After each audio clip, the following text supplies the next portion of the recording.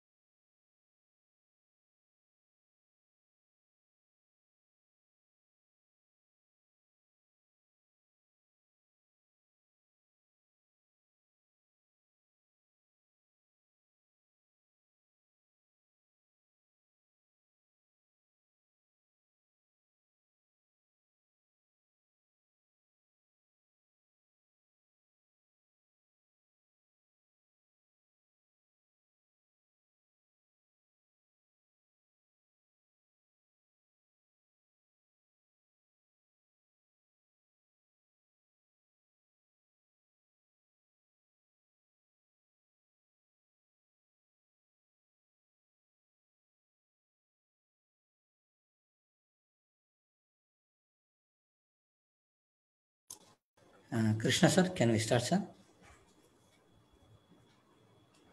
Sir, unmute yourself, sir.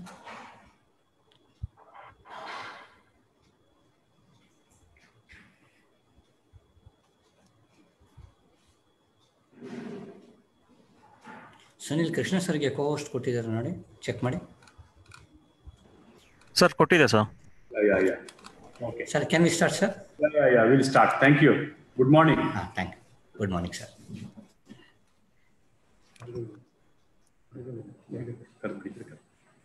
I quote, "The same stream of life that runs through my veins night and day runs through the world and dances in rhythmic measures. It is the same life that shoots in joy through the dust of the earth in numberless blades of grass and breaks into tumultuous waves of leaves and flowers." Unquote. By Rabindranath Tagore. Good morning, one and all. I hope everyone is safe during this pandemic. Welcome to the international webinar of Seshadripuram Evening Degree College on Rabindranath Tagore, Nature's Philosopher. We are happy to inform you that the participants from 16 countries are participating now with us. At the outset, I'm happy to inform you all that our evening college is celebrating its Golden Jubilee year. On behalf of our college, we congratulate all the stakeholders. Department of English of our college, in cooperation with Indian Studies Center and South Asian Studies Center, Chulalongkorn University, Bangkok, Thailand, and the Sustainability Platform Asia is organizing an international webinar on Rabindranath Tagore, Nature's Philosopher. I now request Sunil sir to play a small video of our college. Sunil sir.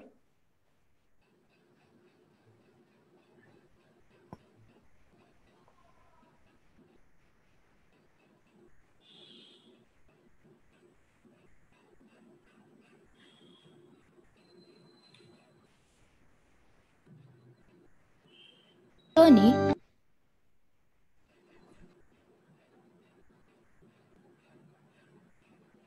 A small step. Proving this statement true, it all began in 1930 when two women, educational enthusiasts, took up a noble initiative. In the erstwhile posh locality of Seshadripuram, Srimati Anandamma and Srimati Seethamma started a primary school with 20 children. Now, Seshadripuram Educational Trust, under its umbrella, has 36 institutions. It all began with the educational visionary Sri K.M. Nanjappa, the then President of Seshadripuram Educational Trust, in 1971, which has been a landmark in the history of education for the working students by starting Seshadripuram Evening College. Our college started with the primary objective of imparting formal education to the quality and needy. The college is affiliated to the Bengaluru Central University. Being in the heart of the city, it has an easy reach and connectivity. Its premises comprise of spacious building with good canteen, computerized library, business lab, browsing center, Wi-Fi facility, sports club, thus well equipped for all academic, sports, co-curricular like NSS, NCC, YRC, etc. and extracurricular activities throughout the year. The college organizes orientation program for freshers and guest lecturers to equip them. As most of us are working in the morning and studying in an evening degree college, it is very facilitative for us to excel in our jobs. Even though we are studying in an evening degree college, we are being provided many state level and national level opportunities to express our talents. Also, many cultural activities are being conducted. SEDC is engaged in various cultural activities throughout the year. There are numerous committees in the college that perform variedly on their behalf and have a lasting effect on the college, students as well as outsiders. Our evening degree college believes in the vision to ignite the minds of every student to identify and develop their inner strength, with the mission to promote holistic development of students by offering quality education and making them self-reliant and progressive. Our college NCC cadets will visit every academic year in Officers Training Academy Chennai and INS Kadamba Naval Base at Karwar. It will motivate our college NCC cadets to join Indian Armed Forces.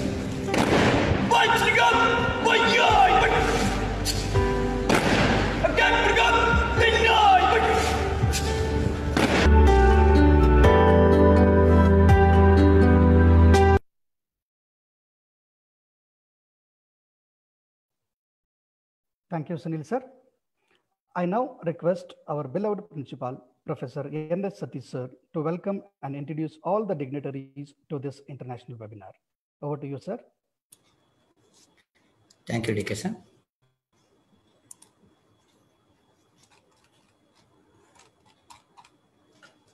Ellarigu namaskara. Happy morning to India and Bangkok. Happy evening to Canada. I take this opportunity to welcome you all for this international webinar in cooperation with Indian Studies Center and South Asian Studies Center, Chulalongkorn University, Thailand, and Sustainability Platform Asia. At the outset, I would like to introduce and welcome today's keynote speaker, Dr. Jirayuddin Sintupan. Sir is the Director of South Asian Studies Center in Chulalongkorn University, Thailand. He received his PhD in Drama and Performance Practice from the University of Exeter. He is co-editor of Mapping Migration, Culture and Identity in the Indian Diasporas in Southeast Asia and UK, published by Cambridge Scholars Publishing. He is currently leading research consortium on social innovation for sustainable and livable Asian cities at Chulalongkorn University and on extremism in South and Southeast Asia. He has also taken part in media literacy for social change project for Erasmus Plus University Network. Sir, on behalf of Seshadripuram Education Trust, I wholeheartedly welcome you, sir. Namaste. Homing in Tam Rukon Koyotin Thai. Sir, I hope I pronounced properly. Now, I would like to welcome another distinguished keynote speaker, Professor Lawrence Surendra, Council Member of the Sustainability Platform Asia. Sir is a chemical engineer with a specialization in environmental and developmental economics. His career has spanned work in several reputed institutions such as the Institute for Research in Environment Development, Paris, France, United Nations University, UN, ESCAP, Bangkok, Dag Hammarskjöld Foundation, Uppsala, Sweden. He has been very active in promoting Rabindranath Tagore, especially among the youth people. He initiated and organized the Rabindranath Tagore 150th birthday anniversary in commemoration international conference. I am happy to say that Sir is the key person in shaping today's international webinar. Sir, on behalf of Seshadripuram Education Trust, I wholeheartedly welcome you for this webinar. ಇಂದಿನ ಕಾರ್ಯಕ್ರಮಕ್ಕೆ ತಮಗೆ ಆತ್ಮೀಯವಾದ ಸ್ವಾಗತವನ್ನು ಕೋರುತ್ತೇನೆ sir. I'm happy to introduce today's special guest of honor, Dr. Ananya Mukherjee Reid, who is the Provost and Vice President Academic at the University of British Columbia, Canada. She is a professor in Department of Economics, Philosophy, Political Science, and at the University of British Columbia, Okanagan. She obtained her doctoral degree in political economy and public policy from University of Southern California, USA. Her scholarly work is on theories of alternative development and the theme of justice. An avid lover of poetry, she passionately promotes the works of Asia's first Nobel laureate, the poet philosopher Rabindranath Tagore. Madam, on behalf of Seshadripuram Education Trust, I welcome you for this webinar. Namaste. Ami Antarik Bhave Apanake Madam Shagutom Janai. I would like to introduce and welcome Dr. Udupi Krishna, President, Karnataka Gandhi Smaraka Nidhi and Honorary General Secretary, Seshadripuram Educational Trust, who is presiding over today's webinar. Sir is a transformation leader with a rare blend of technologist, educationist, social activist, humanist, and also prolific writer in English and Kannada. Sir is a recipient of Eminent Engineer Award and prestigious fellowships of the Institution of Engineering and Technology, UK, and World Academy of Productivity Science, Canada.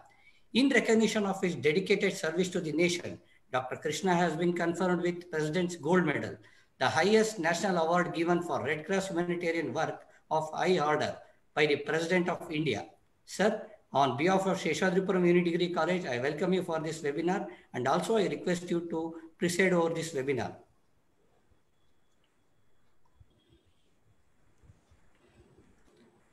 I welcome all the office bearers and trustees of Seshadripuram Education Trust and all the principals of our sister institutions and other heads of the institution, conveners, volunteers, and all the participants who have registered across the globe. I welcome Darapa Kannur, Program Coordinator, and Sunil Kumar J, IQSC Coordinator. And finally, I welcome all our teaching and administrative faculties to this webinar. Thank you, one and all. Thank you, sir, for welcoming all. On behalf of all, I welcome our beloved principal, sir, to this international webinar. Welcome, sir. Thank you, sir. May I now request Dr. Jirayud Sinthupan, the Director of South Asian Studies Center, Chulalongkorn University, Thailand, to enlighten us on the topic. Over to you, sir.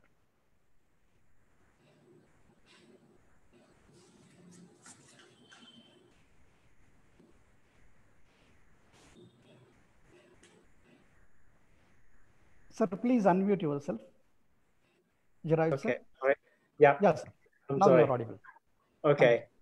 Yeah, so thank you very much. I'm going to share you, a couple of slides, to talk you through about my topics. All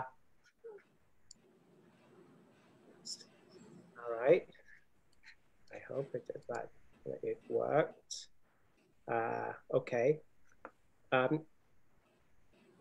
So can everyone see my slides? Yes, sir. Okay, yeah, thank you very much. So the talk that I'm going to focus on today is about Rabindranath Tagore visit to Siam in 1927 and how that visit has contributed to the idea of the world and also the ideals of educations in Thailand. So my talk will be organized around the title Tagore on natures and learning. Okay. Oops. Okay. In October 1927, Rabindranath Tagore has come to visit different institutions and also the king and the queens of Siam. Well, the main objectives of his visit was to raise the funding for Vishwaparti and his school in Shantiniketan, and also to get to know more about the countries of Siams and also the regions. So during his visit, he has visited many places and also have met with a number of dignitaries. For instance, the persons that standing with him in these photos, his name was Prince Damrong Rashanipap, who was the most prolific and also renowned scholars on Thailand and also into the Asian cultures. So during his visit, a lot of newspapers in Thailand has been reported on his visit. For example, there's Daily Mail from the 12th of October 1927 has made a report about his Tagore's speech to the king and the queen of Siams during that time, when Thailand was called Siams, about the unity of cultures.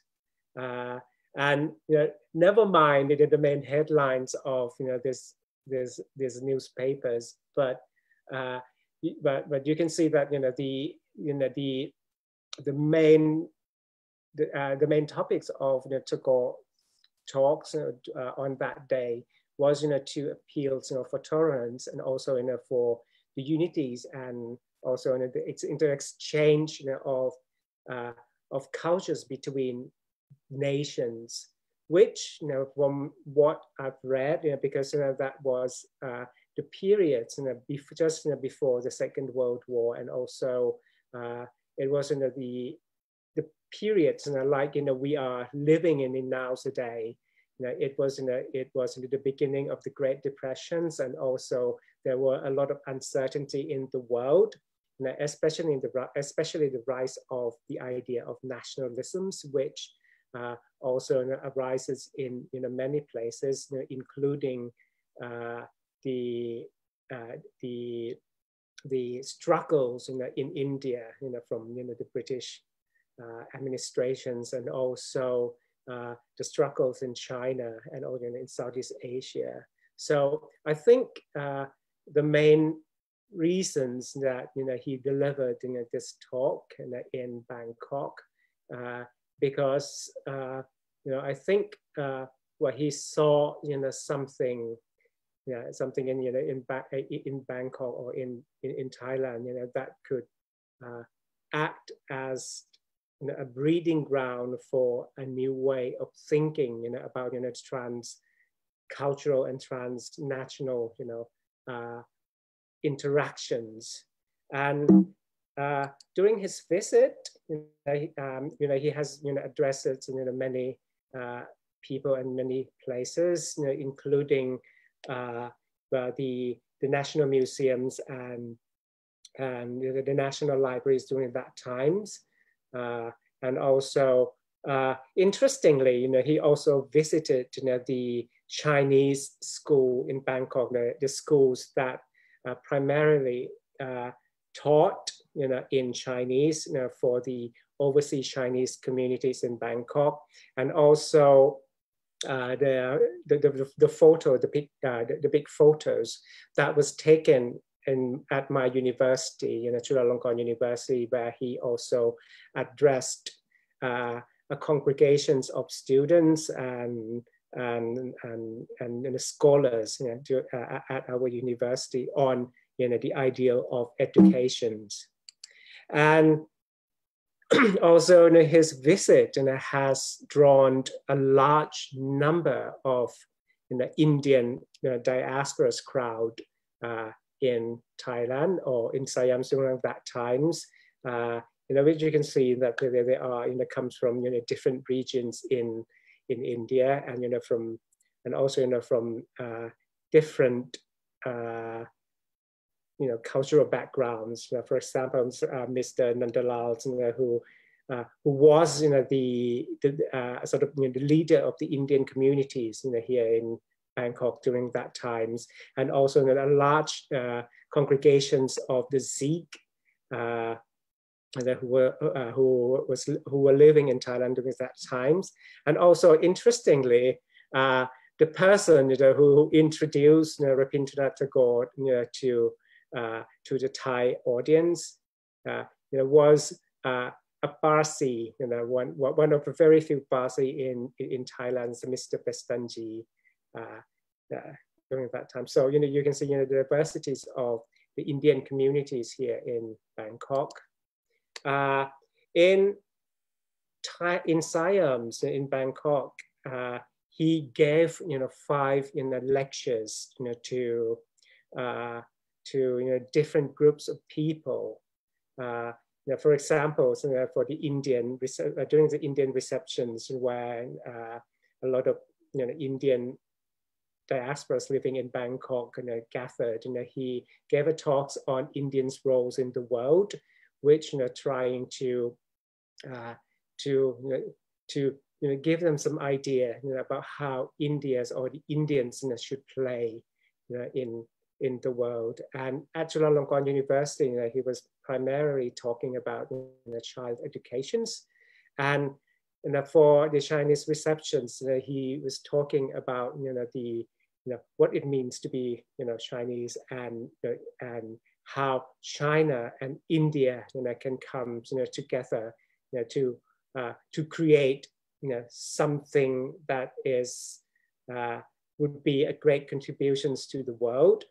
And I'm sorry for my typos. And for the king and the queens, and also the royal dignitaries at the palace, he was talking about Asia's continental cultures, which focusing on the ideas of inter-exchange between the East and the West, and also the idea of the Pan-Asian cultures, which he was seeing something in Thailand as a meeting point between China and Chinese and Indian cultures. And at the national museums, he also again he gave a talk on the ideals of national educations, which primarily models on his philosophy and thoughts on educations at Shantiniketan.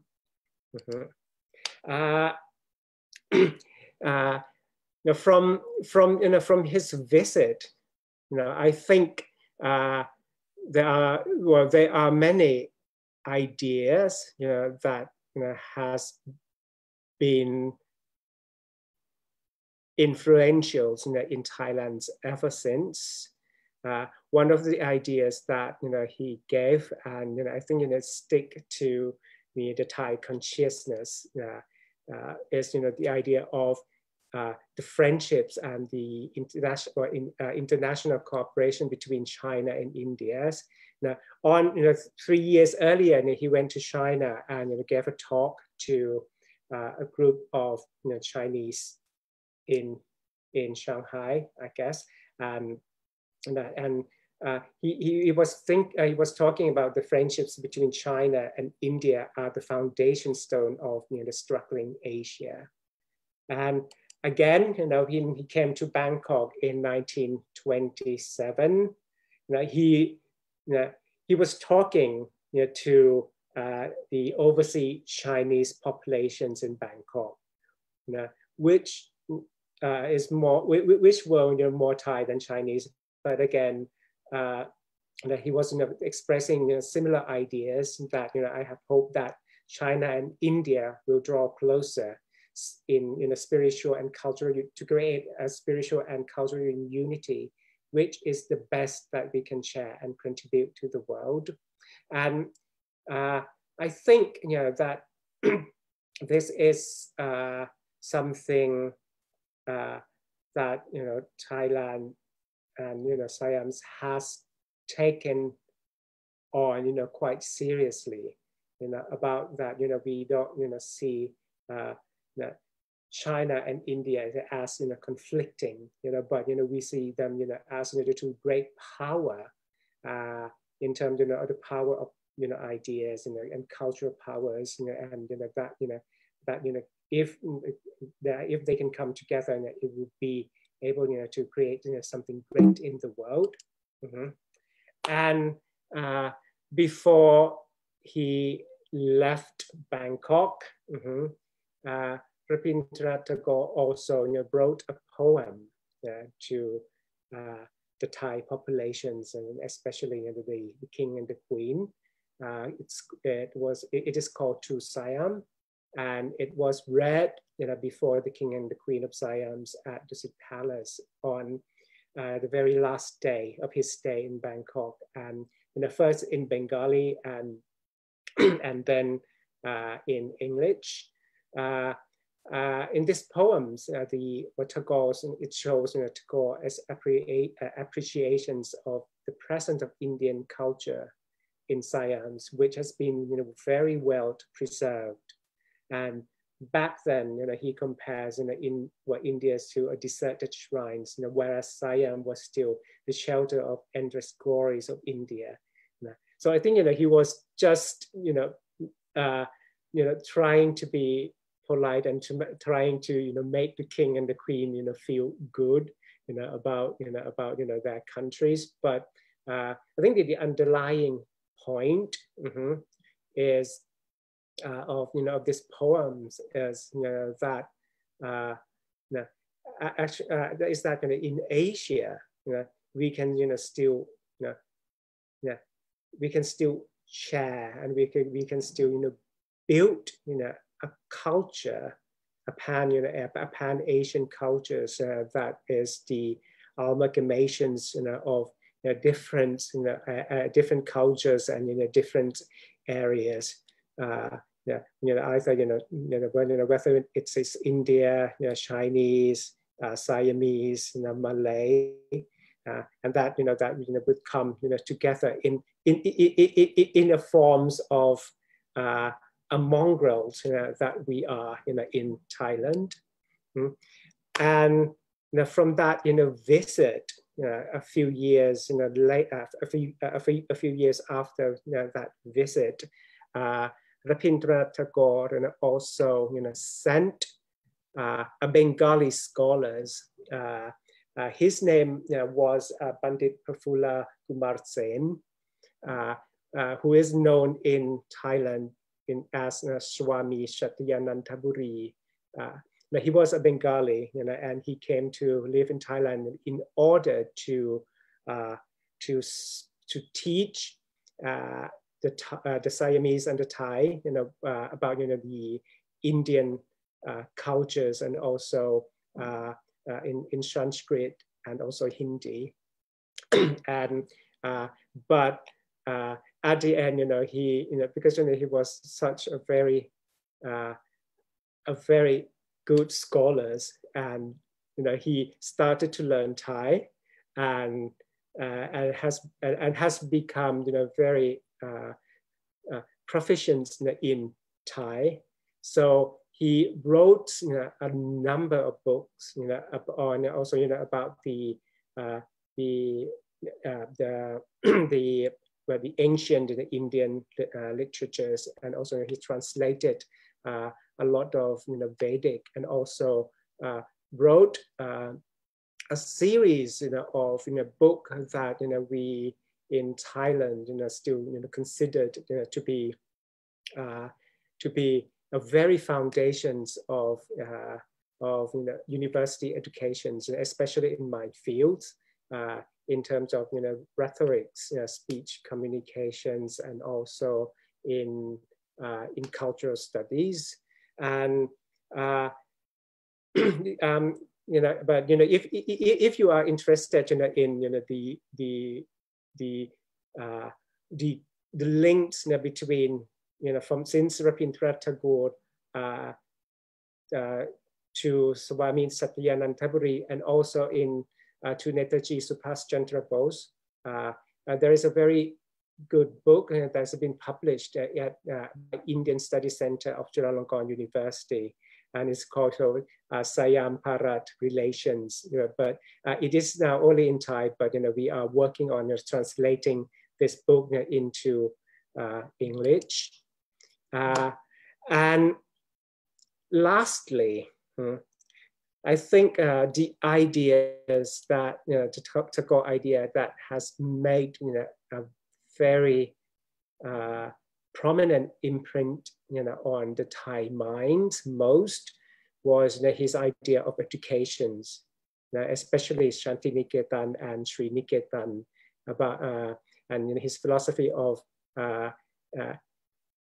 educations that would draw a child or a human being much closer to natures and much closer to the communities, and how the educations and the idea of learning should serve the communities and building a person who is a part of the natures, the environments, and the larger existence in the universe. So from his idea of the school under the trees, which in Thai it's Royan Tai Romai, and we still we still refer to Santiniketan as the school under the trees, and it has this idea has created a series of schools in different parts of Thailand, which try to provide the alternatives to a very rigid European westernized education systems that we have, and trying to focus on the development of the children's, and also on free thought, and also the interchange between the heart and the mind and the body. Okay, and I think this is the end of my my presentations and my talk. Thank you very much.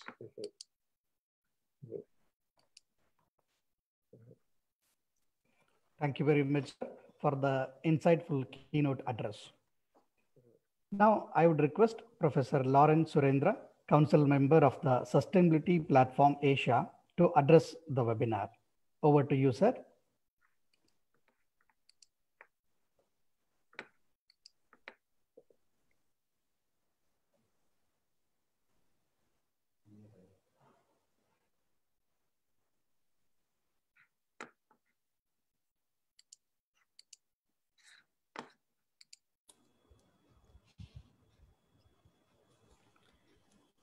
Sunil sir, principal ಇದಕ್ಕೆ ಇದು ಕೊಡಿ, host ಕೊಡಿ, ಕೋ-ಹೋಸ್ಟ್ ಕೊಡಿ.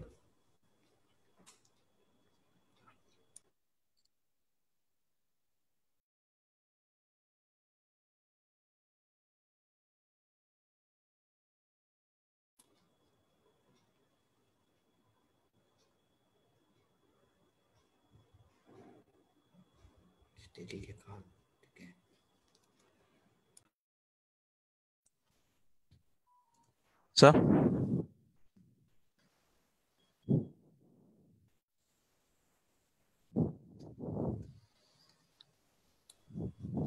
Sunil sir? Yes, sir.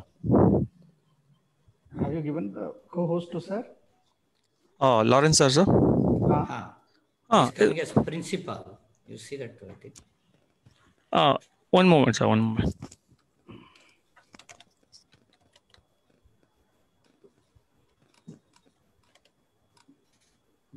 Sir. Yeah.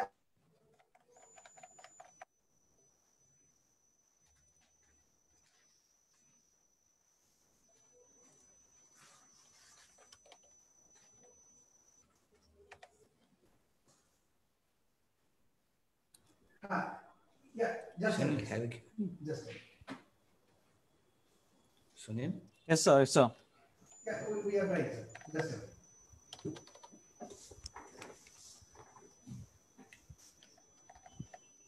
Sir, it was in the name of speaker. No, it has changed. It's principal. You see that one? Yes, one moment, sir. Yes, sir. It has Principal. rejoined. Check Yes, sir. give that one. Yes, sir. Made it as co-host. Sir, you can use now. Can I? Yes. Okay, sorry.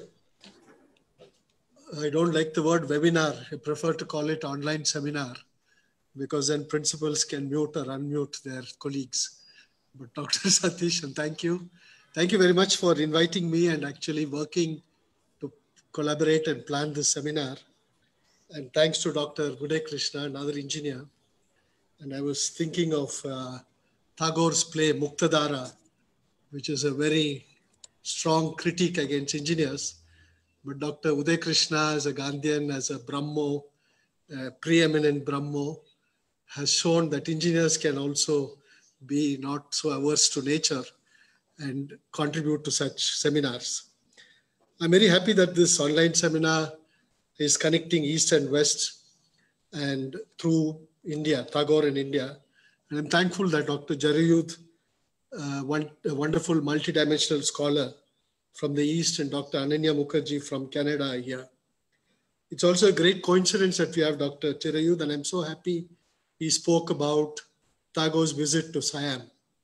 If any of you visit Chulalongkorn University, you can still feel the spirit of Rabindranath Tagore, Prafulla Chandra Sen, and Subhash Chandra Bose. Because Subhash Chandra Bose used the campus for his freedom speech, and the king allowed him to do it because they were so supportive of our freedom struggle.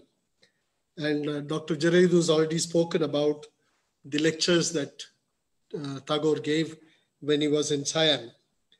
And Prafulla Chandra Sen was sent to Chulalongkorn because the king requested Rabindranath Tagore to send a Sanskrit scholar. And he sent the preeminent scholar, as Jarayud has said, to teach Sanskrit. And we must know that Sanskrit is being taught in Chulalongkorn for over 100 years now, as also Hindi. It's one of the very good Sanskrit departments. That was the contribution of Tagore. And of course, Dr. Chirayud, we did not mention his CV. He was worked on film, and he presented a very good paper at the 150th commemoration of Tagore's birth centenary, called Tagore Through the Lens, a reading of Satyajit Ray's documentary and film renditions of Tagore. I hope he'll make the paper available to the scholars and teachers present here, because that will give you a different view of Tagore. I will come to how, unfortunately, Tagore has been distorted in our country, and very unfortunately by literature teachers. I'm also happy that Dr. Ananya Mukherjee is here, because she is really the Tagore scholar. We are all people who wandered into the domain of Tagore because of various circumstances, but are benefited by this wandering, because I don't think there is any philosopher or any religious teacher who can give as much to a person in life than Tagore. I always tell my PhD students and other students to read Tagore's Religion of Man, also called Religion of Forest. And if they need it, they don't need any Swamijis, Gurujis, and priests and others. I'm happy that Ananya is here, because other than being a Tagore scholar, she possibly is the only person who's read Tagore in the original Bengali, and makes a big difference. His collected works in Bengali extend to about 26 volumes, if I remember correctly. And of course, he's untranslatable, as many translators, eminent translators say, which is why he himself translated himself. And his writings in English and his translations in the original have been published by Sahitya Academy in 4 volumes. For whatever reason, volume 2 is not available, but that itself runs to thousands of pages. So and the other interesting coincidence that Dr. Ananya Mukherjee is here is, she's from British Columbia, where Tagore visited in 1929 to address a conference of the National Council of Education of Canada, where he spoke of freedom, creativity, and leisure in education. It'll be interesting for all our educators present in this online seminar to reflect many of the words that Tagore referred to in his speech in Canada: freedom, creativity, and leisure, if at all they have any resonance in any of our campuses. And it may be a good way to also examine our consciences. So we have fortunately East and West, but let me not stray away from the focus of our discussion on Tagore as nature's philosopher. Tagore has come to us largely in his English writings, but there have been great translators, and I rely, of course, on only his English writings. Unfortunately, it was too late for me to learn Bengali. Among them, one of the greatest translators, other than Ketaki, Tushari Dyson, is William Radice. So I largely depend on William Radice's work. His book called Selected Poems, which I really think every one of you should own a copy and read it whenever you would like to read something wonderful, beautiful, when you're melancholy, when you're sad, when you're happy, because all the moods are there. And in that collection, Selected Poems of William Radice, who is now at the School for African Asian Studies in London, there are several poems related to nature. Since this is not a lecture on Tagore on nature, rather than a lecture on Tagore as a philosopher, we are not going into his nature writings. In my view of Tagore as a nature philosopher, I see him also as somebody who's contributed as an epistemologist, an epistemology of nature and philosophy. Of course, he did not himself write much about it. Amartya Sen writes in his writings about Tagore's unique contribution in this area. I'm aware as I'm teaching, as I'm talking about epistemology, that there are some small young children, thanks to the president of my college, engineering college alumni association, Vidya, there are even 10-year-old, 14-year-old kids attending the seminar. So I shall not be too pedantic and go into all of that, because Tagore himself was a precocious child. And whatever he did in the books he wrote, that a lot for children, he always tried to reach out and unearth this precociousness in children. And world of fantasy. Sudhir Kakkar, in his beautiful, unique biography called Young Tagore, Makings of a Genius, which I will show the cover later on, which is also a book worth reading. He quotes from Tagore's Crescent Moon, The Beginnings, something again we should give to our students and others to read, where he quotes Tagore saying that imagination and one of its chief products is fantasy, which has been called vehicle of hope, healer of trauma, protector from reality. In the current world today, we are all sitting physically distancing ourselves. I don't like to say social distancing. It has other connotations in India. When we're all physically distancing ourselves and children have to learn online and so on, I think it's important to somehow see how we can give them such writings of Tagore like Crescent Moon and see how it can be a vehicle of hope, a healer of trauma particularly in this situation. And an even worse artificial school atmosphere going through these online teaching and so forth. So even more divorced from nature. Of course, as I already mentioned, Tagore, not all our literature teachers, but by and large our literature teachers have also done a disservice to Tagore, because they've seen him fundamentally as a poet, and unfortunately worse, like some romantic poet. Also, he had that kind of, appearance. So he projected it in a sense himself, but there are several people who write about this, comparing him to Wordsworth. Of course, there are a lot of nice, interesting comparisons to Wordsworth, but Tagore is more than, I won't say more or whatever, don't want to get into these comparisons, but he was not just another nature poet. Tagore's his creativity, his innovation in his prose, in his writings, in his poetry, his drama, his music was driven by seeing nature. This is something that we should understand. He was an extraordinary innovator as an educator, as a writer, as a paintist, as a poet. To him, nature was also not something apart from society, apart from culture. He saw it in an integrated sense. He saw nature, culture, we can also call it ecology, and society, where is part of his philosophy of nature. One must remember in this context that is thinking about nature and sustainability was also in the context of India's freedom struggle. Today, it seems so distant. When we celebrate 75th anniversary, I'm not sure we will recall the discussions that happened in India at that time on sustainability at that point, where Gandhi and Tagore, even though they differed, about which I shall come to, talked of a notion of modernity, which includes the notion of sustainability. It was because of that we have people like Gandhi's economist, Kumarappa, J.C. Kumarappa, who then wrote the book, The Economy of Permanence. You can say it was perhaps one of the first works on sustainability. And it is in the context of the discussions, the contributions of Tagore, that these works also came out, and it also influenced our constitution very much. It was Tagore's influence, other than the national anthem, in which we celebrate the nature of the fantastic diversity and culture and nature of our country. We must also remember that the part 4 of the Constitution, Directive Principles of State Policy, which might be good to send in postcards to all our leaders nationally and in the states, which says, the Directive Principles of State Policy, Article 48A, dealing with protection and improvement of the environment and safeguarding of forests and wildlife, dealing with the fundamental duties, wherein one of the fundamental duties of every citizen was to protect and improve the natural environment, not destroy it. Improve the natural environment, including forests, lakes, rivers, and wildlife.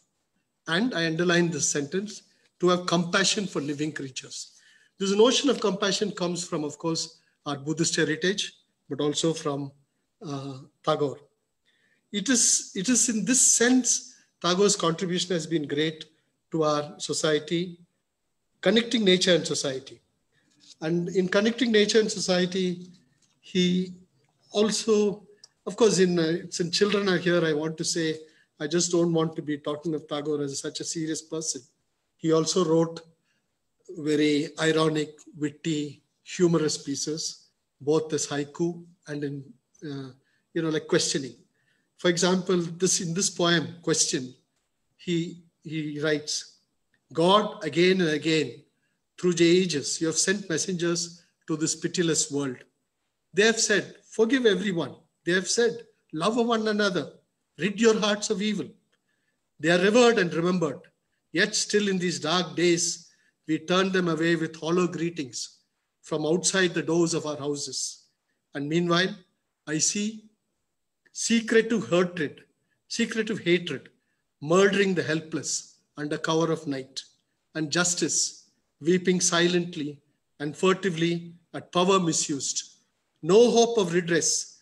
I see young men working themselves into a frenzy, in agony, dashing their heads against stone to no avail. My voice is choked today. I have no music in my flute. Black, moonless night has imprisoned my world, plunged it into nightmare. And this is why, with tears in my eyes, I ask, those who have poisoned your air, those who have extinguished your light, can it be that you have forgiven them? Can it be that you love them? So this is one poem in which he connects both nature and society. And I could go on. I'm largely drawing on my paper that I presented at the Tagore 150th commemoration seminar in Chulalongkorn, which was very interestingly called Towards Human Solidarity Beyond Nationalism. So when we talk of society, nature and society, we cannot, of course, lose nation. What is this nation? Tagore asked this question, what is this nation? And he says, a nation in the political and economic union of a people is that aspect which a whole population assumes when organized for a mechanical purpose. Society has no such ulterior purpose, he says. Nation has. Society has an end in itself. It is a spontaneous self-expression of man as social being. But when with the help of science and the perfecting of this organization of power, nation begins to grow and brings in harvest of wealth, then it crosses boundaries with amazing rapidity. For then it goads all its neighboring societies with greed of material prosperity and consequent mutual jealousy, and by the fear of each other's growth into powerlessness. That is the world in which we are today. And I'm happy that Jirayu talked about India and China and so on, because today we have unbelievable national competition, unbelievable nationalism that even Tagore would not have ever imagined in his life that this would happen. The time comes when it can stop no longer, for the competition grows keener, organization grows vaster, and selfishness attains supremacy. Trading upon the greed and fear of man, it occupies more and more space in society, and at last it becomes its ruling force, which you can reflect in the India we are today. When a society allows itself to be changed into a perfect organization of power, then there are few crimes which it is unable to perpetrate. Personal man becomes eliminated to a phantom. Everything becomes a result of policy carried out by the human parts of a machine with no twinge of pity or moral responsibility. I think it will be good to reflect on Tagore in this fashion. So he was very, very, very clear that society and nation were connected, that nature and society were connected, but society was being, in a sense, suffocated by nation. And we can see it in a way in India today, society being suffocated by nature. And for him, nature also meant a spiritual, inspirational part in which it was not something outside there. He saw it with culture because he says, the ideal of perfection preached by the forest dwellers of ancient India runs through the heart of our classical literature and still dominates our mind. Here he's making a distinction between the Western attitude to nature and the Asian, I would say Asian, non-Western, because it would be too arrogant to say Indian. Tagore himself did not mean it in that sense. He says that he sees the difference. To the West, it always appeared as a dualism. To the East, it appeared in unity. Even when he, in the religion of the forest, in Religion of Man, when he talks of the Ramayana, he poetically places the intimate relationship between human and nature with reference to Rama and Sita. In the Ramayana, Rama and he says, let me read from him. In the Ramayana, Rama and his companions, in their banishment, had to traverse forest after forest. In the Ramayana, we're led to realize the greatness of the hero, not in a fierce struggle with nature, but in sympathy with it. Sita, the daughter-in-law of a kingly house, goes along the forest path. We read, she asks Rama about the flowering trees and shrubs and creepers, which she has not seen before. At her request, Lakshmana gathers and brings her plants of all kinds, exuberant with flowers, and it delights her heart to see the forest rivers variegated with their streams and sandy banks, resounding with the call of heron and duck. Having lived on that hill for long, Rama, who was Girivana Priya, lover of the mountain and forest, said one day to Sita, when I look upon the beauties of this hill, the loss of my kingdom troubles me no longer, nor does the separation from my friends cause me any pang. Thus passed Ramachandra's exile, now in woodland, now in hermitage. The love which Rama and Sita bore to each other united them, not only to each other, but to the universe of life. That is why when Sita was taken away, the loss seemed to be so great to the forest itself. I would only add, if we lose all our forests, wonder where Rama and Sita will go. But that's for you to reflect.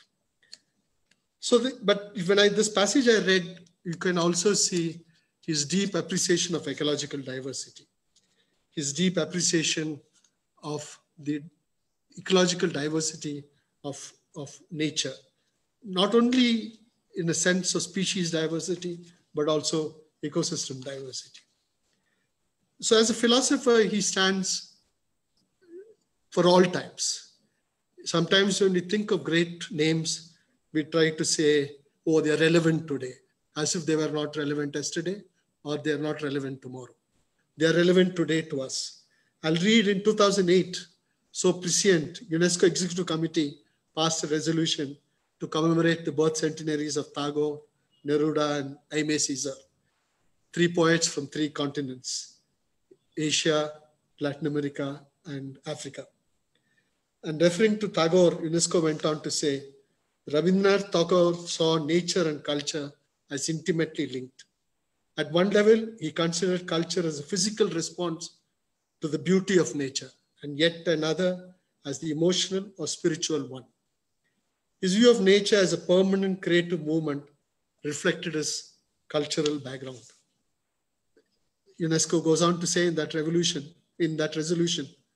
Tagore foresaw the gravity of the ecological issues being prepared for the world. This is 2008, referring to Tagore 150 years ago.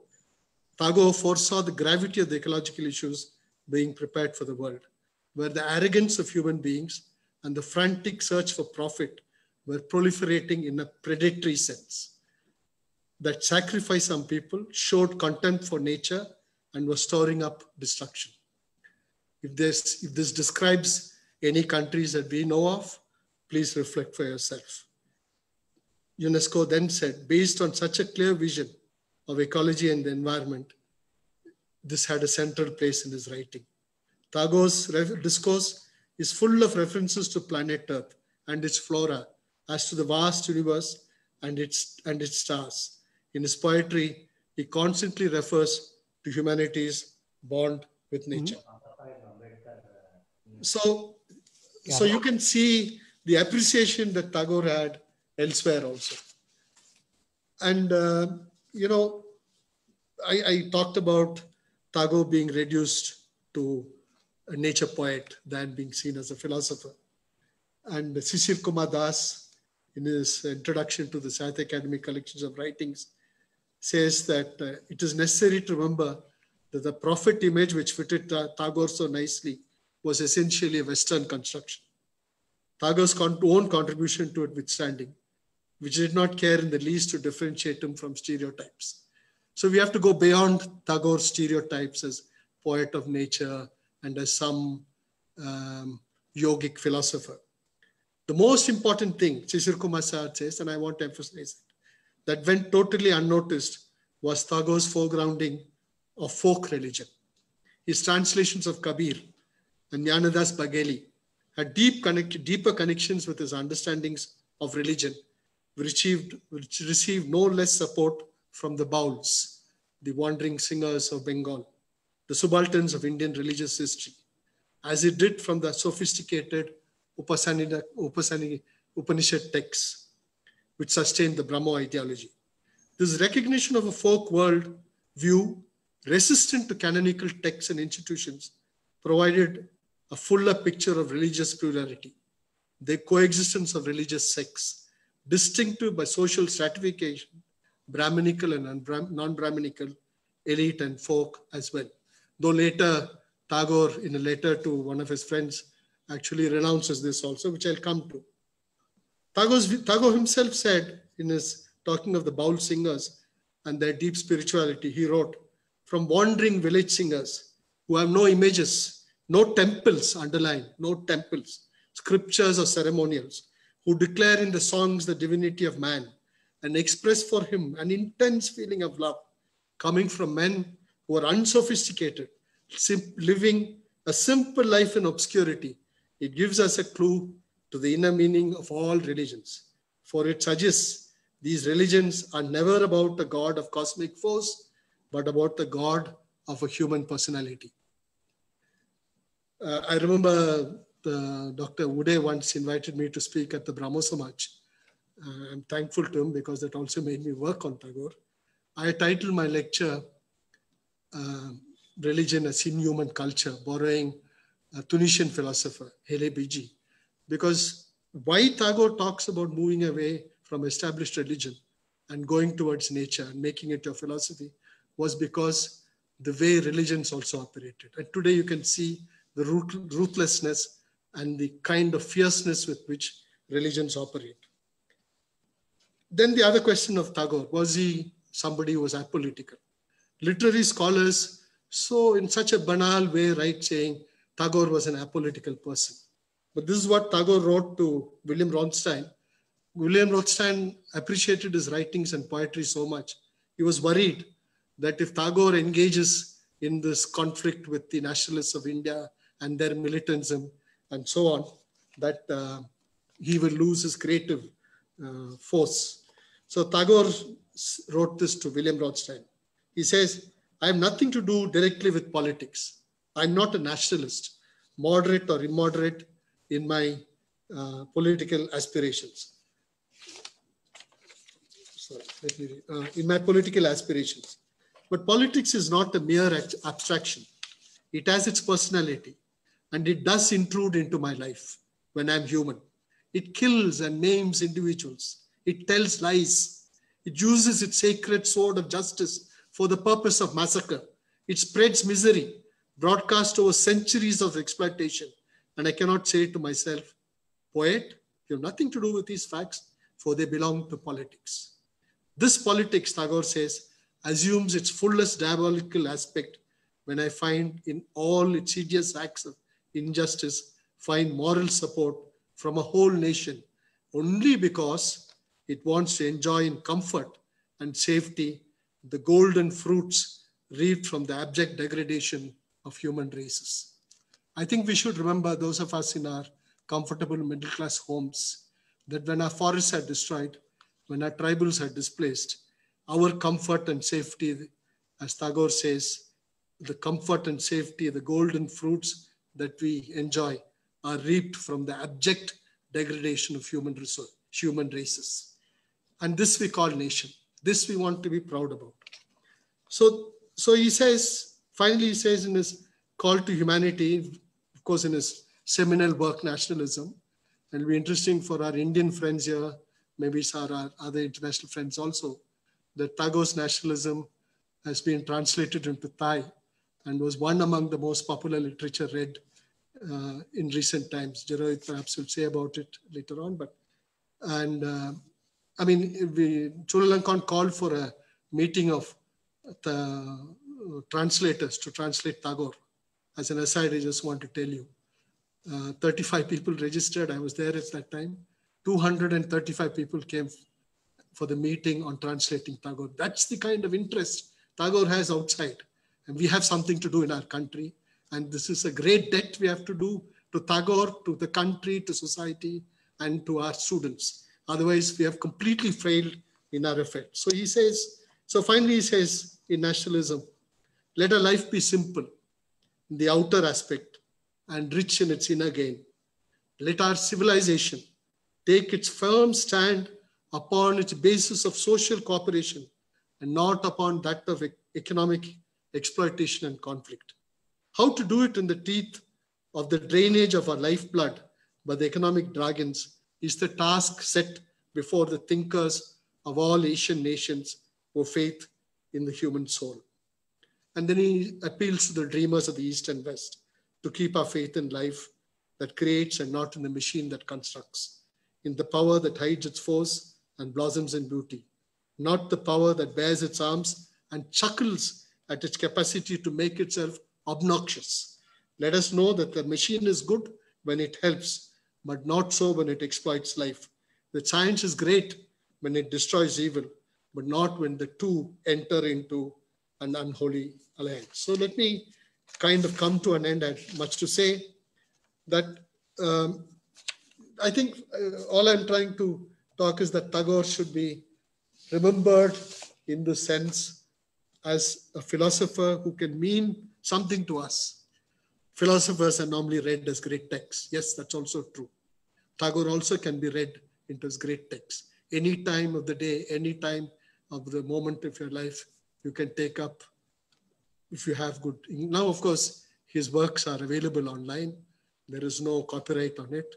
Colleges should be printing small books like Crescent Moon and others and distributing them free to actually acculturize our citizens, to make them better citizens, to make them capable of being citizens of a society before being citizens of a nation.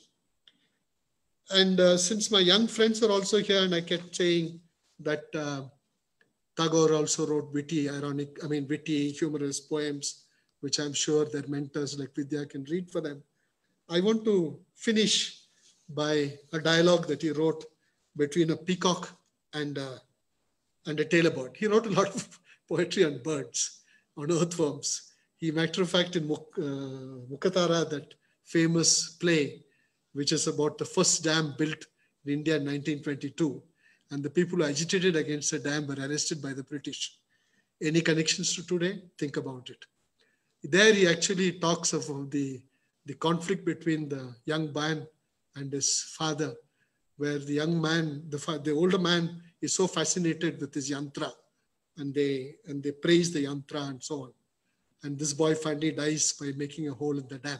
You go and read the novel. But let me read this final, this poetry, because peacocks also are everywhere now.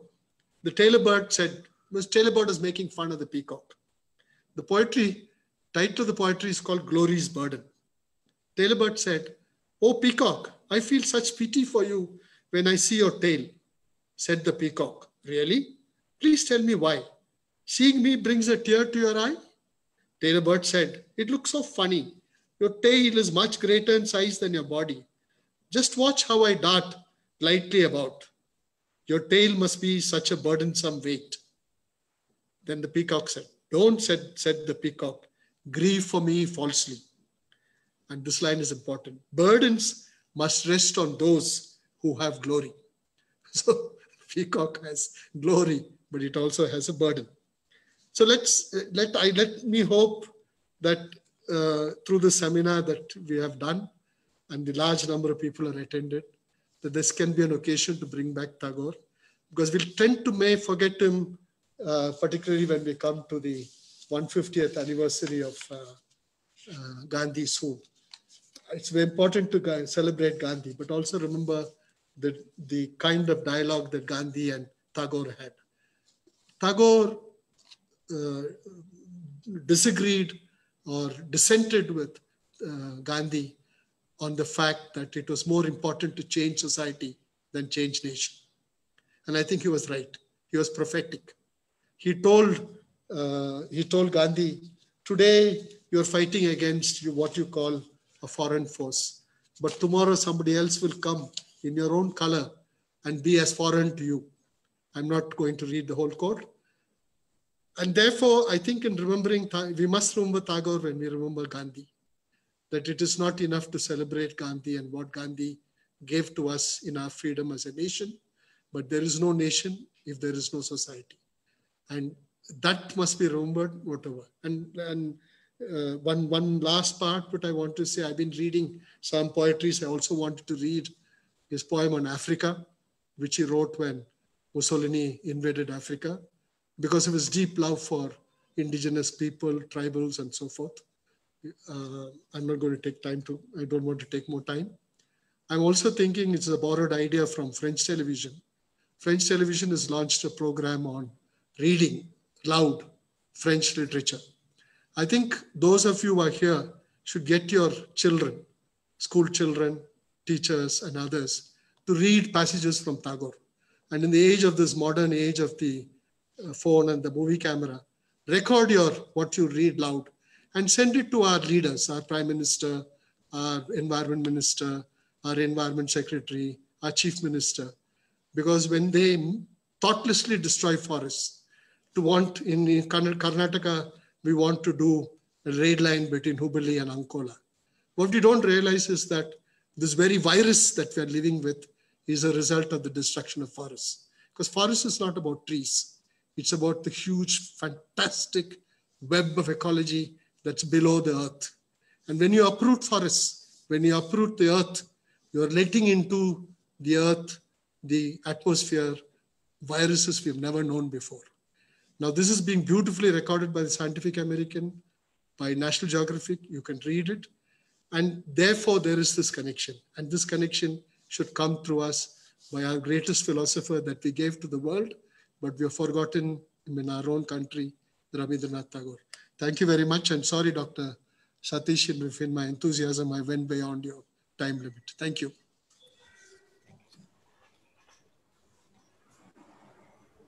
Thank you, sir, for such an informative, wonderful session. Now I call upon today's special guest of honor, Dr. Ananya Mukherjee Reid, the Provost and Vice President Academic, the University of British Columbia, Canada, to render words of wisdom. Over to you, madam. Thank you. I'm really happy to be here, and it was so enlightening to hear my predecessors. So I'll start just with an anecdote. I think Lawrence mentioned Tagore's visit to Canada. When he finally came, that was actually after refusing the invitation to come to Canada for several times. And he refused it as a protest against the way the Canadian government treated Sikh immigrants. So a ship called Komagata Maru had come to Canada carrying Sikh immigrants, and they were not allowed to land because at that time there was a lot of racism against immigrants who were not white. And so there was a lot of death, destruction, illness amongst the Sikh immigrants. And as a result of that, Tagore thought he should protest by not coming to Canada.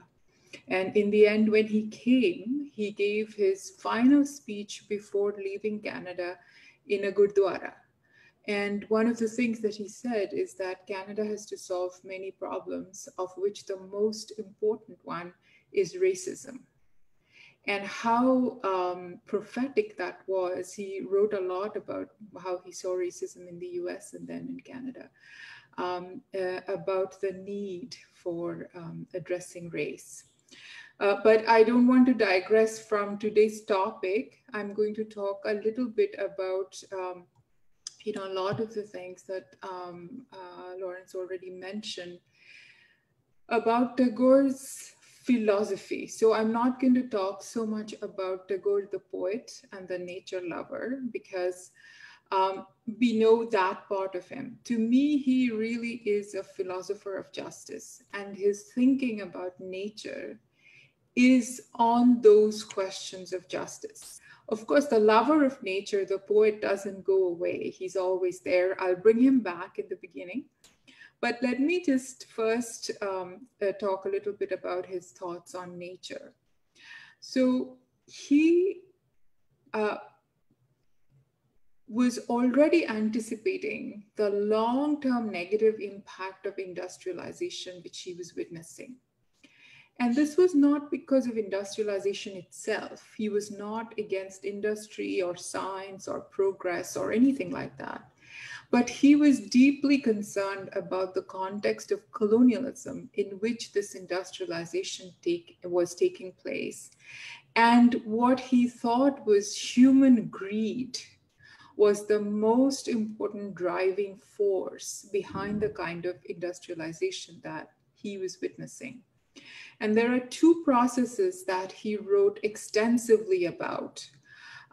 One was deforestation, and the second one was the destruction of rural society and economy. And both were associated with industrialization and urbanization of that time. So let me just start with a poem. This is a very famous poem, which is called the Ode to Civilization. Shobhotar Prati is the Bengali title. It's just 4 lines I will read for you. Give me back the wilderness. Take away the city. Take away your steel, your brick and stone walls, O newfangled civilization. Let me have my freedom, the spread of my wings. Give me back the strength that I once had. Let me feel in my soul the heartbeat of this endless universe. In many of his writings, this idea of destruction of the human soul is seen as coupled with the destruction of nature. And in particular, he speaks of trees and forests with a kind of imagery that is very compelling. So initially, when I was preparing for this, I thought I'll read from his essay, a couple of essays. But now that I know that there are some children in our audience, I just want to tell you a little bit about a short story that Tagore wrote about a little boy called Bolai. And this is what he says about Bolai. Bolai loved trees. Whenever anybody was cutting any trees, he would say, please do not cut it off.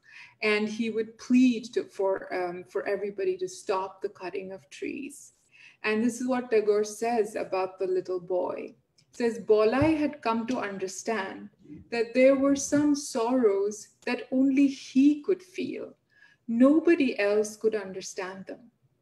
It seems that the boy was born hundreds of millions of years ago, the same day that the forests cried out in pain for the first time.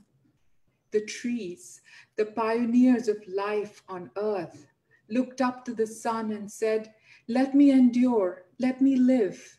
I can overcome countless deaths and still travel towards the opening up of life, be it rain or shine or day or night. We can hear those words even today where the forests cry out and say, I live, I will continue to live, let me live.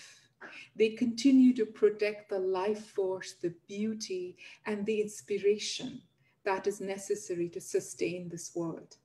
And it was as if Bolai, the little boy, could hear that voice of the forest and nobody could. And this is why Bolai was so protective of the trees. And this idea of protecting the forests was very important when Tagore started his work in Shantiniketan and Sriniketan. And there he started two festivals. One was called Holokorshon, the tilling of the land.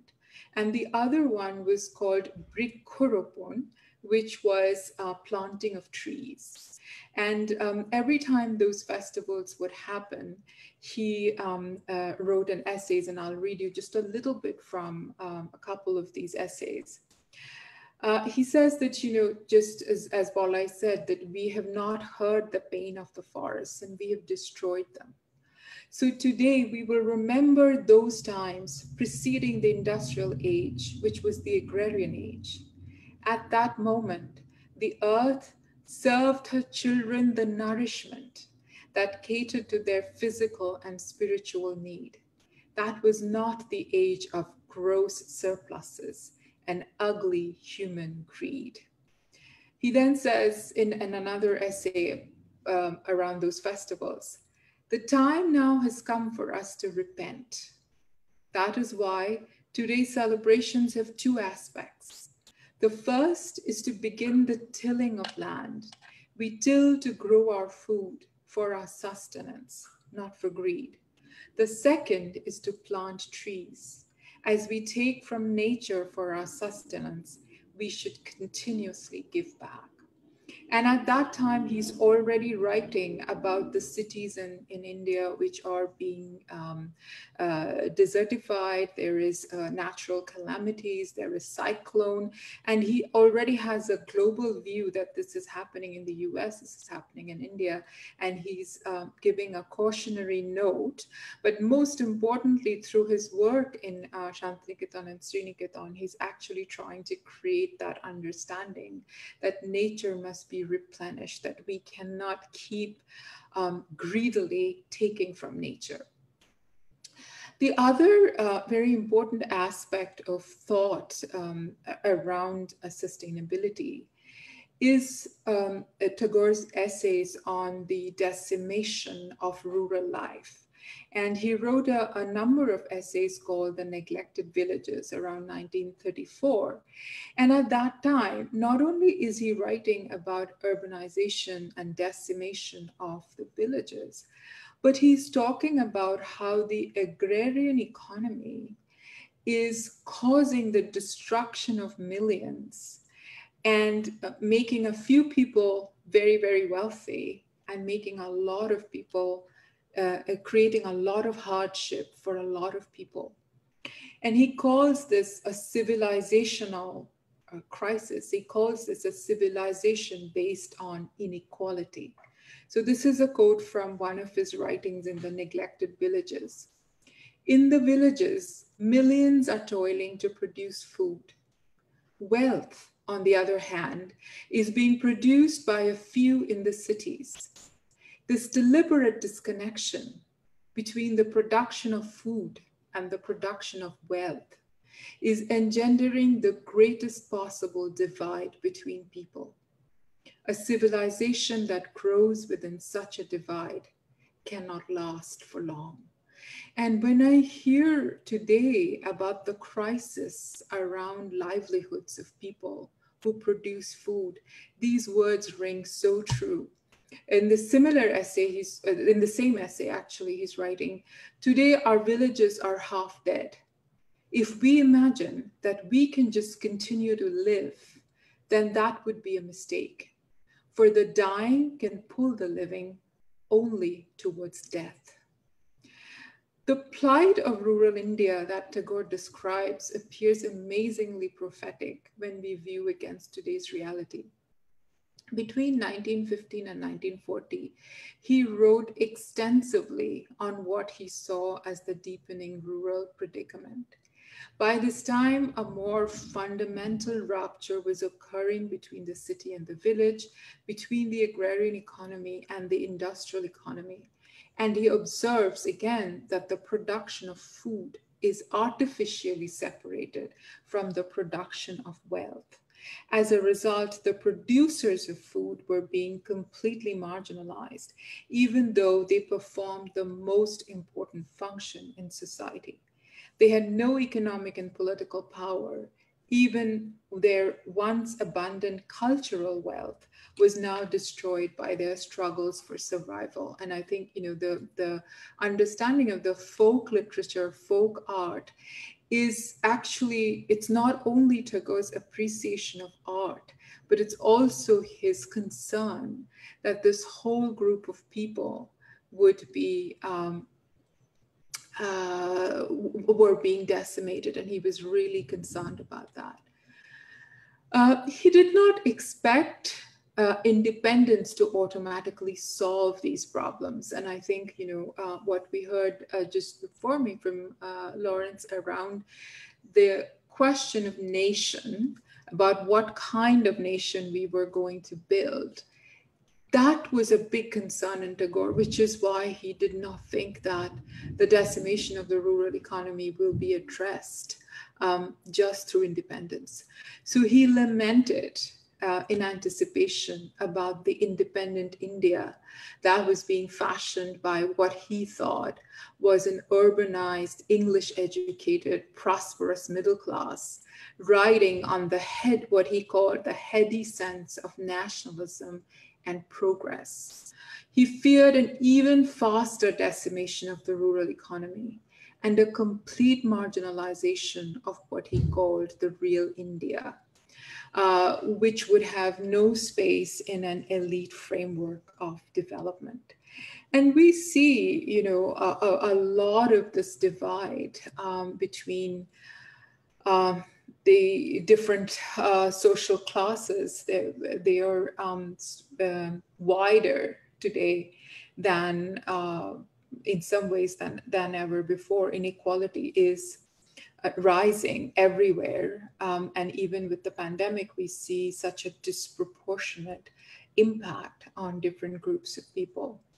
So this idea of the rural economy close to nature, where one would live in a relationship with nature that would sustain social solidarity, solidarity with nature, and solidarity with the agrarian economy. That was really the basis of his work in Sriniketan and Shantiniketan.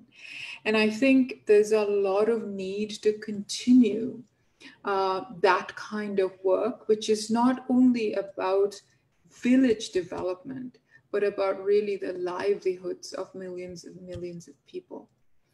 And he was an eternal optimist.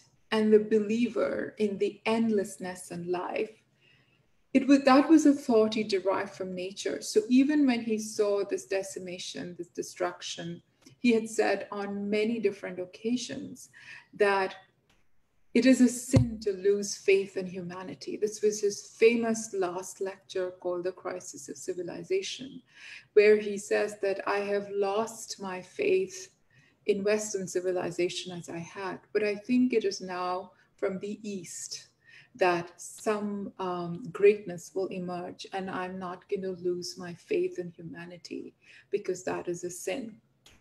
So I want to end with just one poem. It's actually a very famous song, where Tagore expresses this endlessness of nature, where we continue to do our work, and there is really no end because nature is vast and endless.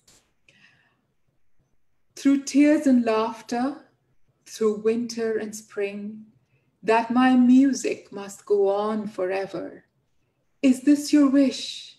Is this why you send to me your unending gift of songs? Is this your wish, that I am dreamy-eyed no more? My mind is set free as if a wild wind has touched the endless pains I have known for so long. Between night and day, between light and darkness, my world erupts in a beautiful turmoil. An endless disquiet strums incessantly at my soul as if on a harp. It ignites me and I burn as I strive to make my music. Is this your wish? Is this why you send me your endless gift of songs? Through tears and laughter, through winter and spring, that my music must go on forever. Is this your wish? Is this why you sent to me your unending gift of songs? Thank you.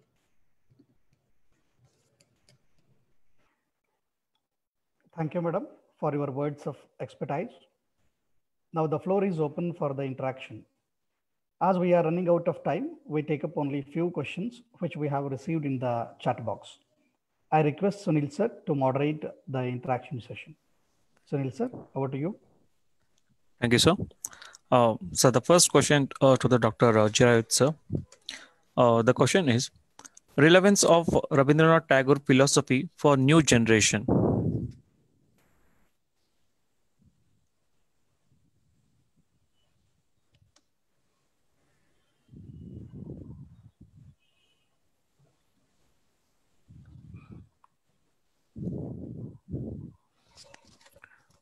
Hello. Lawrence, you can address sir. Lawrence sir. Well, I think Ananya would be very good to address. Thank you very much, Ananya, for this beautiful speech. I think for younger generation, I think the older generation first has to educate itself. Today, the older generation is even more illiterate than the younger generation on Tagore. I remember with Dr. Uday Krishna and Anuradha Roy, the previous principal of Seshadripuram College, some of our good academics in Mysore, Dr. Chanda and others, we did a whole lot of programs in rural colleges where I also and others went and spoke on Tagore. Seshadripuram itself organized some very good seminars on Tagore. It did not come to us as a surprise that many teachers who came had known so little of Tagore. And even if they knew Tagore, they know him in a very one-dimensional sense, which is sad. So first thing I think one should do is run not your usual, what do they call it in the UGC? I forget. UGC as a way of ruining every education, in which you should have reading sessions among teachers. You should have reading sessions of passages from Tagore. Discuss among yourself. Talk among yourself first. Because it's also, and I'm not saying don't educate young people, but I think we should start, like Tagore himself said, educating ourselves. First, let's see what in our campuses we can do as Tagore study circles. And let these study circles decide what they will study. Even if you meet once a month, doesn't matter. Then communicate it with the teachers. Take it out of your formal education. Today, everybody is busy doing commerce education. Unfortunately, even Seshadripuram cut away its literature department. Science and literature is suffering because of commerce. Now, how do we bring science and literature back? That's a responsibility of the old people. Today, young people are in a state of anxiety. You can resolve their anxiety by first educating yourself and then communicating it. So I don't want to sound like, let's do this, let's do that, but let us do it, what we can do first among ourselves. And there, I think we can draw upon a lot of resources, both from outside, as we have today, from Thailand and Canada and so on, but also within the country. There are some extraordinary, I mentioned Sudhir Kakkar. Sudhir Kakkar, matter of fact, in his own book, let me read that passage. And this is the experience of most people when I've gone and talked about Tagore. He says, my shallow stance towards Tagore, a great Indian psychologist, some foremost psychologist, says, my shallow stance towards Tagore, which I now recollect with some shame, was fueled by an early identification with my father's attitudes. He, as I have recounted elsewhere, was a man of no-nonsense rationality, deeply suspicious of Indian mystics and gurus. Even as an aficionado of Sanskrit poetry, my father preferred the skepticism of a Bhartihari to romantic Kalidasa. Of the English writers, he admired Bernard Shaw and Bertrand Russell. Our literature departments are full of that, both of whom were condescendingly, and I've noticed it also, dismissive of Tagore. Tagore was also the recipient of more hidden negative feelings towards my father, in that I believe that Gurudev had been a foe of Indian nationalism represented by Gandhi, someone who received his knighthood from the British. This kind of misinformation, and I'm sorry to use the word nonsense, still goes on, which he returned later only because he had served the Raj well, as had my father. This writes Sudhir Kakkar in this book, The Young Tagore. He calls him the making of a genius. So I think we have people of this stature self-reflecting and saying a very shallow understanding. So first, let us try to do what we can in all our colleges and all our institutions of understanding Tagore, learn how to read Tagore. I wanted to speak about it, but I'm not going into it. And I think we can later talk to scholars like Dr. Ananya, get references of books. Today, you're all an online generation, so you can go and get as much as you want. You can get his full text. When in our time, we have to go to the library and look which book was available, which book was not available. I was introduced by the Macmillan first series published somewhere in the late 60s, if I remember, to Tagore. First, make a collection. When all your library institutions make a Tagore reading collection in English. In our Kannada colleges, quite a lot of Tagore is translated in Kannada. And in Karnataka, we should remember, he had a great affinity to Karnataka because of his love for Carnatic music. In his own music, he borrowed a lot, and I believe he was in correspondence with somebody in Dharwad and so on, which Dr. Uday Narayan Singh once mentioned to me. So first, let us discover him in our own midst, then see how we can celebrate him elsewhere. So this is my humble opinion if I answer the question. So I just wanted to say something about the relevance for youth, Tagore's relevance. So first of all, Tagore had great hope in youth. He has this famous poem where he's saying that the youth, the old are half dead. The youth has to wake them up, right? But the relevance really is that belief that Tagore had that we could make society according to the values and principles we hold dear. And this pandemic that we're going through, that's really our biggest fear, that everything is out of our hands. We are subject to a virus, a disease, other people's decisions, and we feel very powerless. And so the message that I always take from Tagore is there is always some power in us to do something. It comes either from creativity or from our solidarity or from our connections or from our values. So that's what I would say is the relevance, that life is full of opportunity to make it make what we want, not exactly what we want, but make more than what we think it is giving us. That's what I see in Tagore. I see a chat question asking Gandhi was for society, Tagore was for nature. No, what I said was Gandhi was for nation, Tagore was for society, and for him society and nature were interlinked. Thank you, sir. The next question from the Advait from Cascade Family Learning Society. Tagore was closer to nature than the West. What does it mean?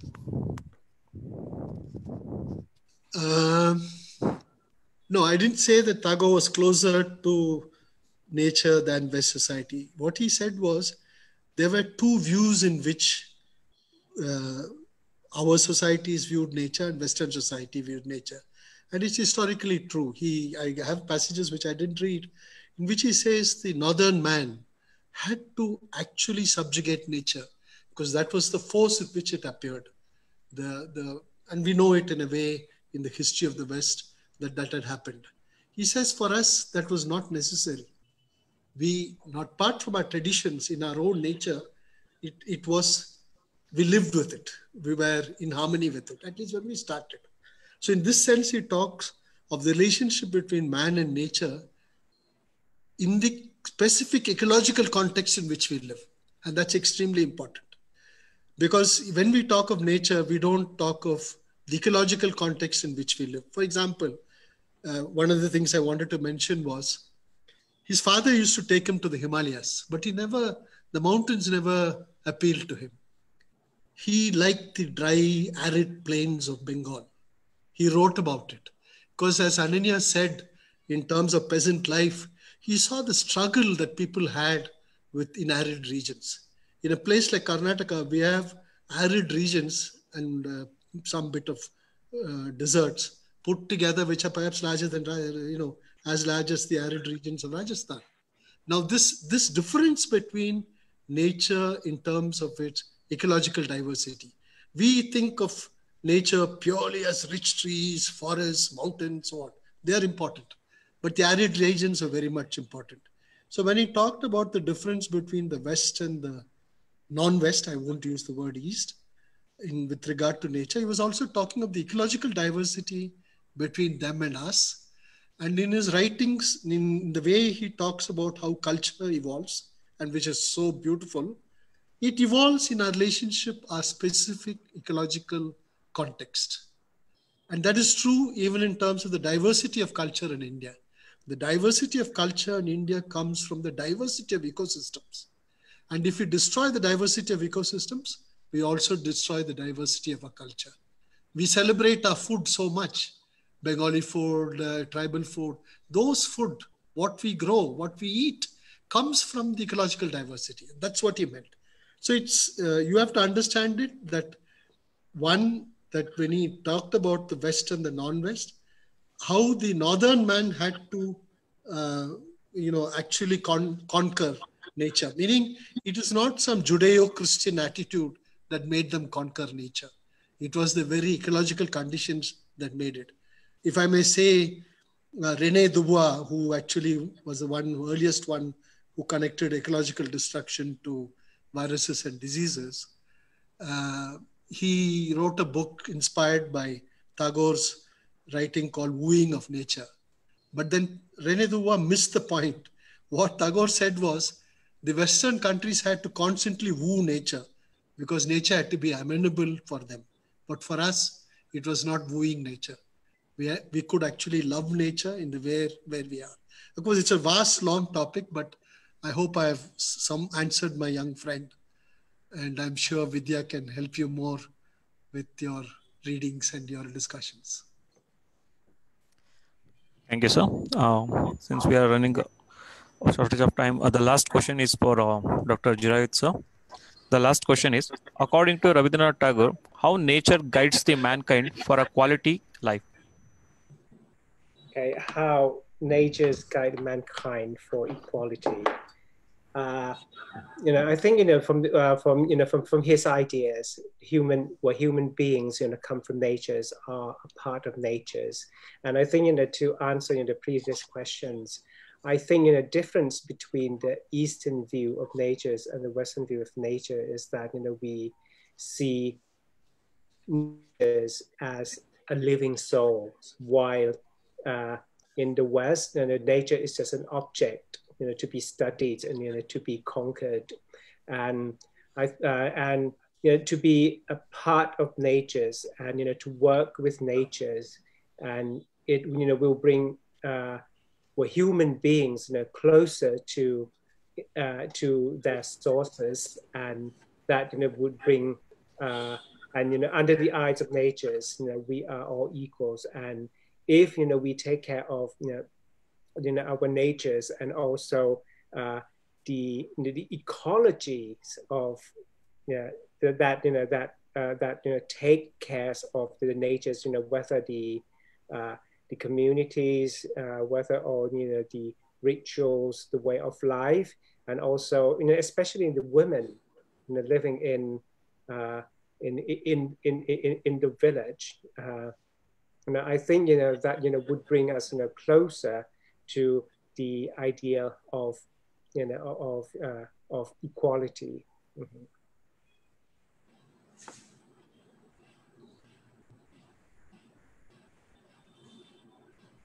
Thank you, sir. Dika sir, over to you. Thank you very much, the resourceful speakers, Ananya Madam, Lawrence sir, and Jirayud sir, for answering the questions of the participants. A small announcement before the presidential remarks. We send the feedback form link now in the chat box as well as to your registered mail, which will be active for next 48 hours. Kindly fill the same and send back for e-certificate. The e-certificates will reach you from 7 to 10 days. The man who has brought the global recognition to Seshadripuram Educational Trust, who is none other than Dr. Uday P. Krishna sir. Now I request our Honorary General Secretary, Dr. Uday P. Krishna sir, to render the presidential remarks. Good morning, all of you. Let me at the outset congratulate College Principal Dr. N.S. Satish for having organized such a wonderful event. It is an international webinar on Rabindranath Tagore, Nature's Philosopher. For this program is being organized also to mark the Golden Jubilee celebrations of the evening college. And I'm very happy today that people from more than 16 countries have joined in this program. And then it only shows how much people have concerns about Tagore and his writings, his thoughts. Dr. Jirayud wonderfully spoke of Tagore's idea of world. He recalled, his visit to Siam in 1927, in his appeal for unity of culture. And I was very much impressed with the press clipping that he posted during his course of his lecture. There it was said, Tagore made an appeal for tolerance, worldwide goodwill, and the interchange of cultures. So profound is his appeal, and which is so relevant even today. And he also spoke to us about, he also reminded us that one important and very profound statement which is so relevant even today. And during his visit to China in 1924, Tagore has said, the friendship between India and China are the foundation stone of struggling Asia. It is so true even at this point in time. And also finally, he spoke of the school under the trees, the concept which Shanti Niketan espouses, and then which in essence speaks of the practical side of Tagore as a nature's philosopher. And we have very eminent environmentalist, Dr. Lawrence Surendra. I'm very happy. It is he who helped us design this program. And I know how many emails he has exchanged with the organizers, and seeing that this program becomes really fruitful. And he recalled to us, what Tagore spoke in Canada in 1929. He spoke on great concepts like freedom, leisure in education, and creativity. These are all the things that we are now talking as though these are all something, new founded terminologies. But this great man had espoused all these thoughts then. And also Madam Ananya from Canada, she recalled and connected this issue with the protest that Tagore had against racism that was being followed by Canada, particularly not allowing the Sikhs to land in Canada at that time, and all these things. So, and another thing which Dr. Lawrence Surendra told us was, we see Tagore only as a poet and not as a philosopher. We see him less as a philosopher. In fact, Tagore is incomparable, and he was a great innovator driven by nature. And that way, see why Tagore is very important for us is Tagore saw nature in an integrated sense. And he also recalled Tagore and Gandhi and their ideas on sustainability. About nearly 9 decades, nearly a century ago, both Tagore and Gandhi expressed their concerns about sustainability, though both of them differed. As rightly said by Professor Lawrence Surendra, Gandhi was for a nation state, whereas Tagore was for society. This brings out what a remarkable difference between the two approaches. But then, be that as it may, one thing I must appreciate Lawrence Surendra ji. Tagore's thoughts definitely influenced the framing of the Indian Constitution. And he also referred to Article 51A of the Constitution, where it is mandated to protect and improve natural environment. That is most important. And today that is made a part of the Indian Constitution. And Tagore's greatest contribution is he connected nature and society in all his writings, in all his works that we see. And I must particularly thank Dr. Lawrence Surendra, because it was he who helped us organize a very good number of programs in the Seshadripuram College, particularly to mark the 150th birth anniversary of Tagore. And he also made a small reference to the Upanishads, the religion of the Brahmo Samaj. In fact, the Brahmo Dharma, a book that was compiled by his father, Tagore's father, Rabindranath Tagore, was on Upanishads. He removed all the monastic elements and brought out the pristine, pure, universal thoughts called Upanishads. And that is what is even today guiding the Brahmo Samaj. Why I say this is, see, we look upon Tagore as a universal man in a universal procession. And when we have that this universal outlook, I think Tagore got from these Upanishadic thoughts, which are so beautifully compiled by his father, Rabindranath Tagore. And Tagore reminded us that modern luxury and comforts should never be at the cost of degradation of nature. This is the most important thing that we all need to keep in mind. And Professor Lawrence Surendra made a wonderful suggestion that we should read passages from Tagore, help children read passages from Tagore to make them better citizens of the world. Today, we should not talk of citizens of a state or a country. They should become citizens of the world. We should be great human beings. We should become universal beings. That is the greatest message that we can take from Tagore. And Dr. Ananya Mukherjee also spoke so well. And in fact, she touched upon the point that Tagore was opposed to industrialization in the sense that it was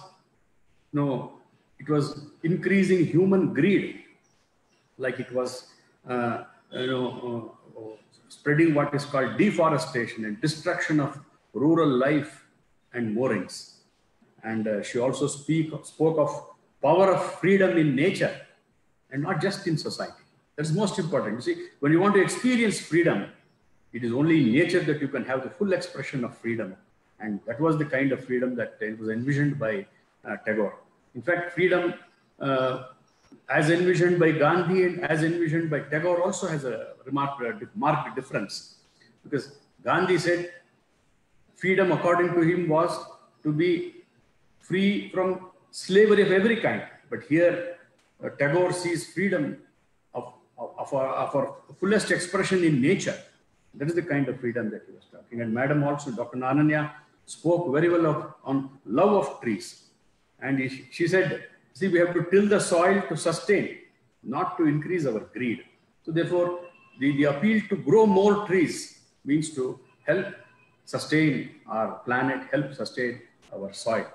And nature must be replenished. This is the message that Dr. Ananya has given us. And because Tagore saw the endlessness of nature, this is a very profound thought. And friends, before I want to close, I want to just make one small reference, because young people have also posed a very important question.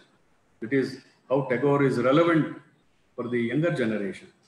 I tell you, our young people today are bothered about productivity and profitability. And they are very much less concerned about ethical outlook. It was Tagore who said, material progress did not go hand in hand with social ethics. So we are today faced with two kinds of problems. One is income inequality, and the second one is conspicuous consumption of wealthy people. We have to be very cautious about these two. One is income inequality, and the second one is the conspicuous consumption of wealthy people. And finally, I would like to recall what Tagore said. True happiness is not at all expensive. It is fullness of life which makes us happy, and not fullness of purse.